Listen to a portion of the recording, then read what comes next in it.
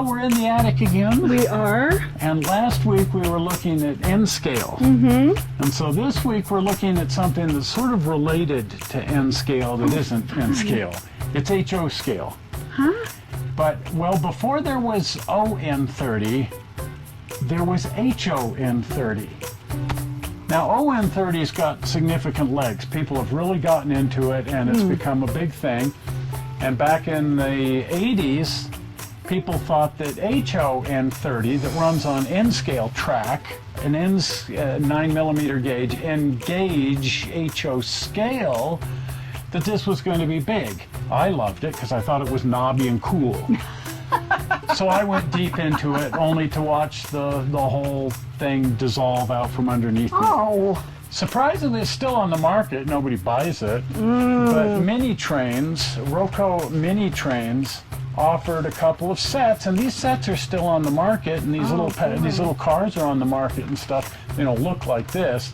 And the dust is optional. But you could. One of the advantages of this is you could just run it on N-scale track.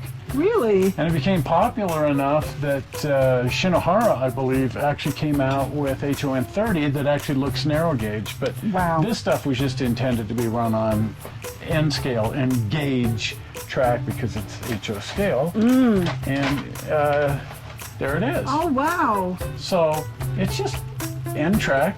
And now in here, there's no cars.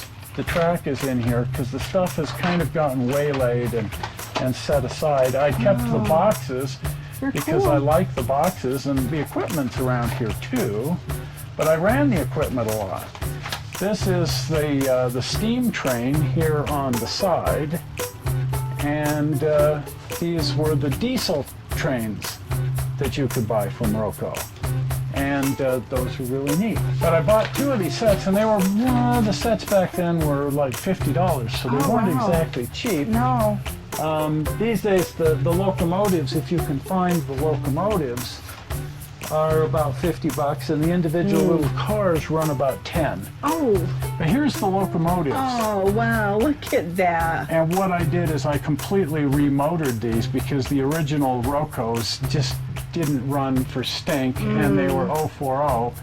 So I got some mechanisms and I turned them into 060, and I think these are Rivarossi mechanism or something. They weren't branded Rivarossi. Anyway, bottom line is these run really good. And I took both of my little locomotives. This one's, the cab is on the loose. Oh, gee. And did both of those, and they came with nifty little cars, a wood hauling car and some coal loading cars and that sort of thing, and those are still available on the internet as well. I don't know what's become of mine originals. I've just got the locomotives in the boxes for the sets, but that kind of launched a whole scale and a whole gauge, the HON3. Oh my! And people thought it was going to take off, and it did.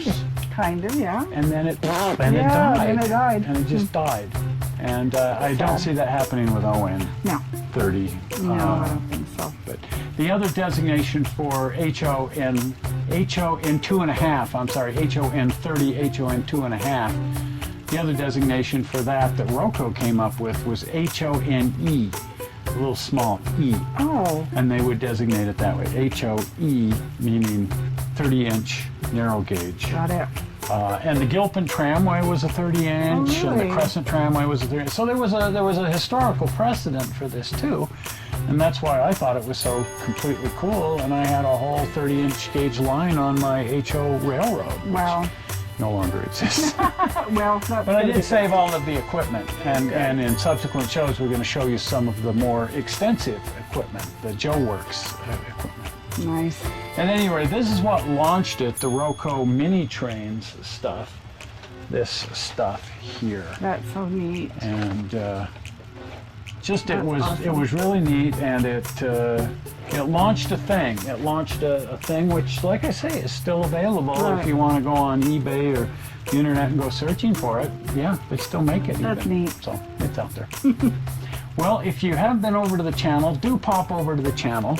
And if you're not a subscriber, please subscribe, because it helps us prove to Google that we're for real, and numbers appear, and they're very analytical people. Yeah. And so it helps us if you subscribe. We are And it for real. helps you two ways.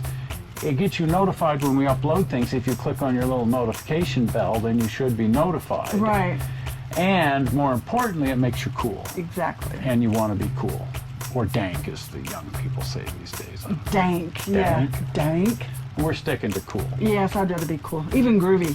Groovy is better than dank. Dank sounds like your feet smell or something. That's Anyway, what I meant when I was a digress. kid. Anyway. I digress. We're not going with the dank. Yeah. Well, if you haven't been over to the channel, do pop over to the channel and do subscribe. I think I already said that. Yeah. But we'll find it. We'll edit it or something. Right now, we want to move on to the blue button, the dank blue button, which will appear zoink right there, the round button, the newfangled Google-approved blue button. Yes. Well, we're not sure how you found this movie on the internet. We hope you didn't find it boring, and we will see you here again in a week with another Collector's Addict, and on Sunday with another show. Always on a Sunday. See you then. Bye-bye. Bye.